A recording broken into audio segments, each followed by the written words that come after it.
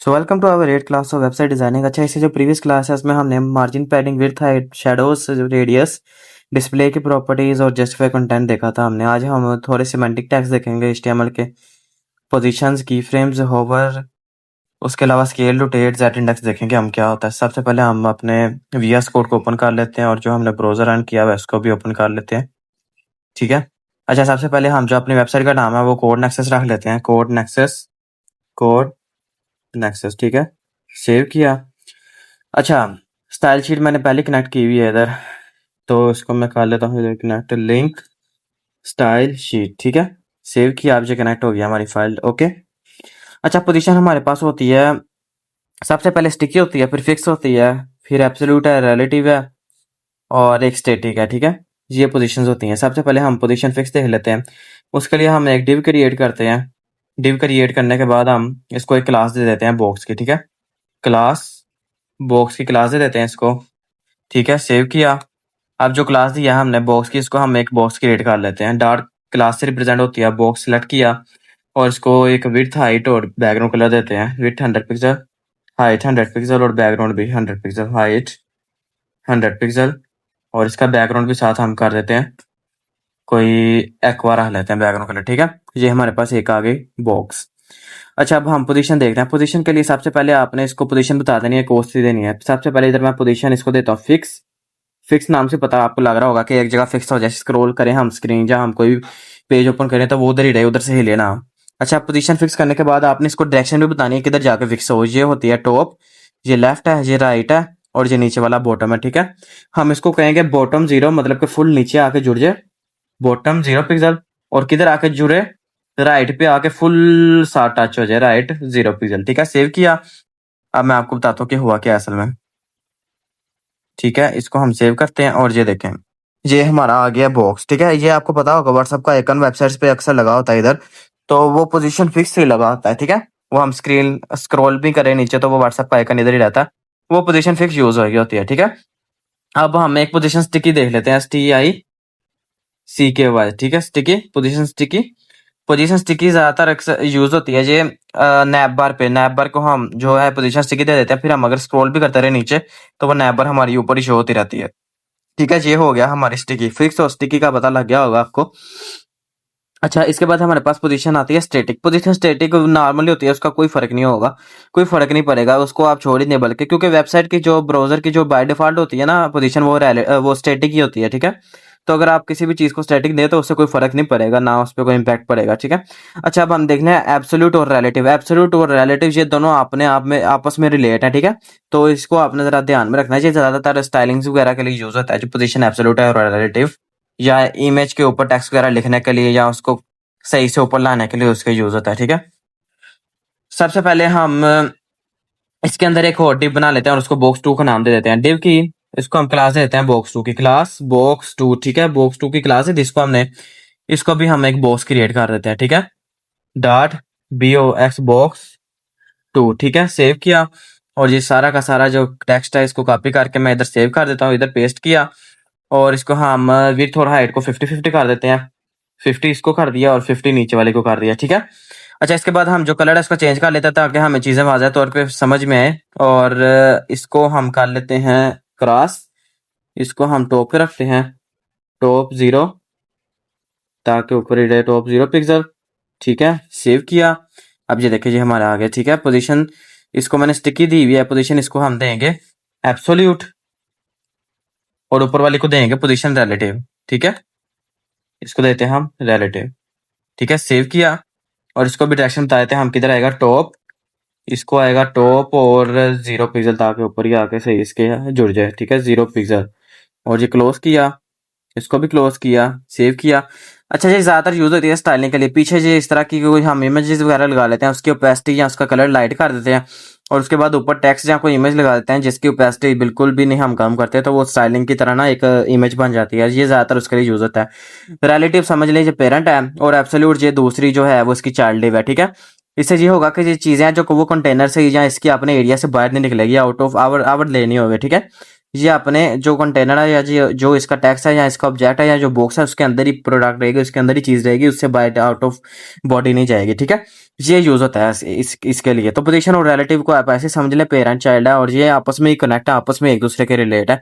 बाकी फिक्स से वो जैसे व्हाट्सएप का आइकन है वो आता है, स्टिकी से आपको पता है नैप बार वो जो ऊपर आती है वो हो जाती है, स्टेटिक आपको जरूरत नहीं है करने की, बाय डिफॉल्ट बॉडी भी स्टेटिक ही होती है, उसकी आपको जरूरत नहीं है ऐसा बनने की। ठीक है, अच्छा उसके बाद हम जो है सिमेंटिक टैग थोड़े से देख लेते हैं कौन से होते हैं। अच्छा सिमेंटिक टैग एक तो होता है हमारे पास हेडर, ये सिमेंटिक टैग है, मैं बताता हूँ होता क्या है इनका। एक होता है हेडर, जो मेन यूज होता है मैं सिर्फ वही बताऊंगा आपको, ये ध्यान में रखना। नैव, उसके बाद हमारे पास आ जाता है नैव के बाद आर्टिकल।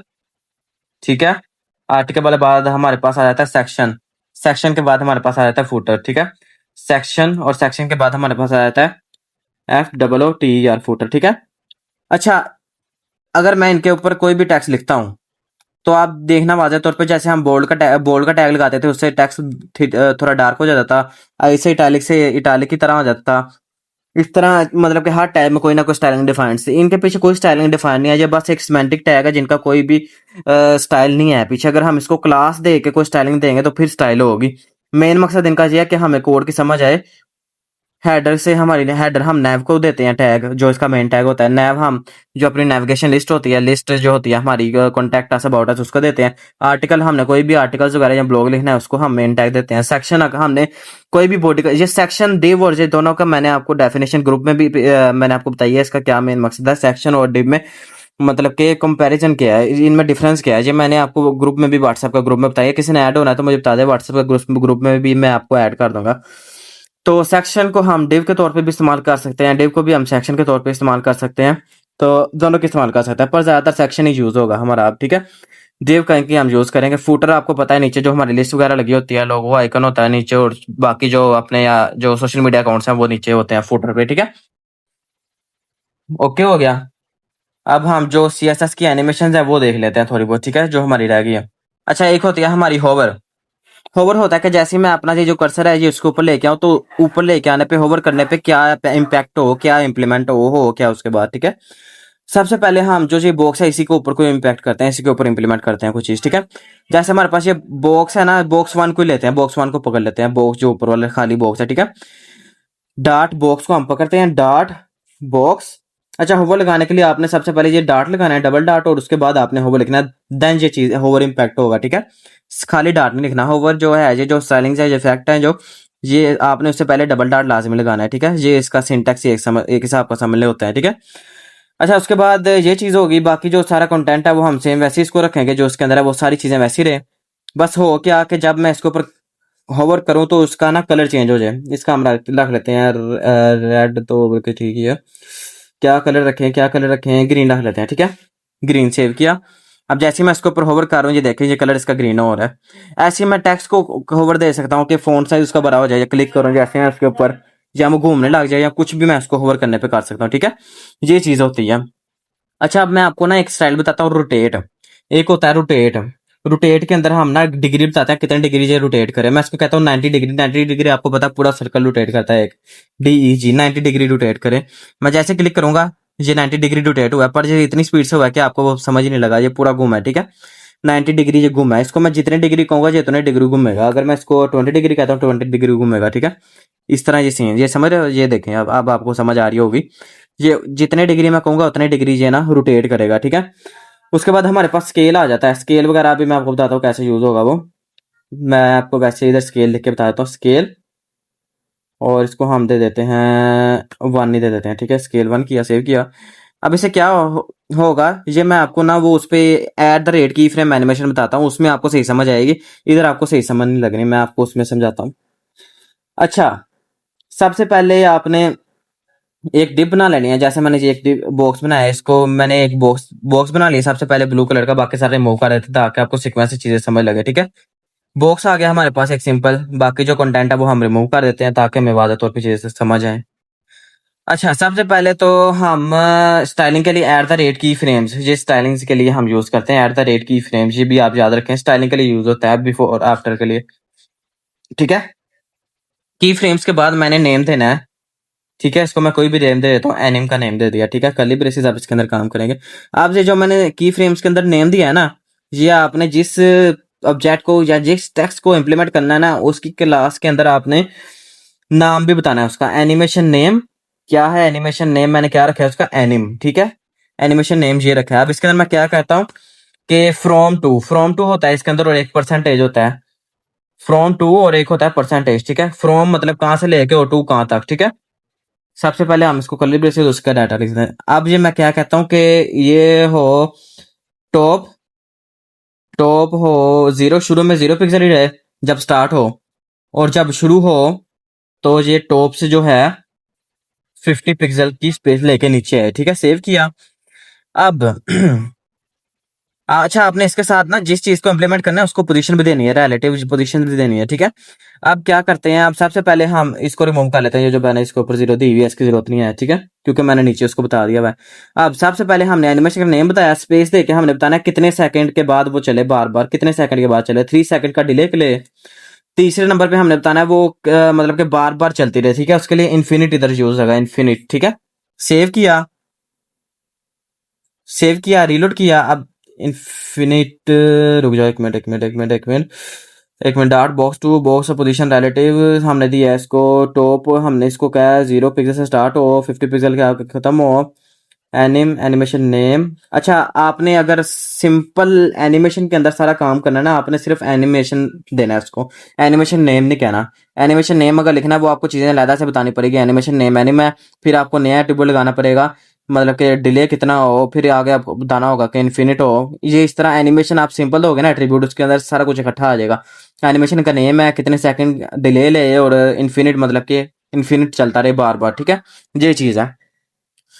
अच्छा, इसके बाद हमारा क्या रह गया, हमने की फ्रेम्स देख लिया, हमने पोजीशन देख ली, होवर देख लिया, स्केल रह गया, और हमारा जेड इंडेक्स रह गया। ठीक है, स्केल और जेड इंडेक्स, स्केल और जेड इंडेक्स, स्केल और जेड इंडेक्स।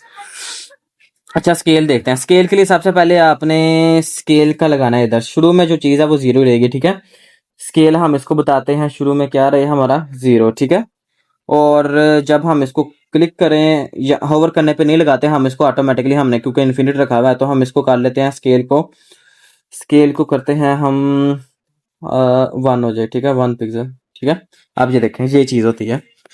अगर मैं आपको होवर करके दिखाऊं तो होवर पे भी आपको बता देते हैं क्या सीन है इसका और क्या नहीं है।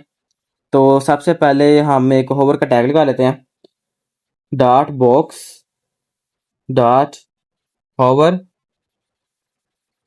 और इसके अंदर हम स्केल लिख लेते हैं, कितना हो इसका स्केल, 1 होवर करने पे हो। ठीक है, बल्कि 0.6 कर लेते हैं होवर करने में इसका। ठीक है, अब ये देखें, जैसे ही मैं होवर करता हूँ ये बैक पे जा रहा है। अगर आप 0.9 से पीछे लेते जाएंगे तो ये बैक पे जाएगा। अगर आप 0.1 से सॉरी, आप अगर आप 1 से ऊपर लेके जाओगे तो वो जूम इन होता रहेगा। ये अभी जूम आउट हो रहा है। ठीक है, मतलब कि ये स्केल इसका पीछे जा रहा है। अगर मैं इसको 1 से ऊपर लेके जाऊंगा तो ये आगे को आएगा। ठीक है, ये ज्यादातर एनिमेशन वगैरह पे यूज होती हैं ये चीजें। रोटेट का भी आपको बता दिया, एनिमेशन का भी आपको बता दिया मैंने। अब इसके अंदर हमारा रह गया है जेड इंडेक्स। जेड इंडेक्स असल में लेयर्स, जो इसके लेयर्स है ना वो डिफाइन करने के लिए होता है कि लेयर हमने किधर रखनी है, इसकी लेयर आगे लेके आनी है, मतलब कि बॉडी की या किसी ऑब्जेक्ट की या किसी टेक्स्ट की, या उसको पीछे लेके जाना है।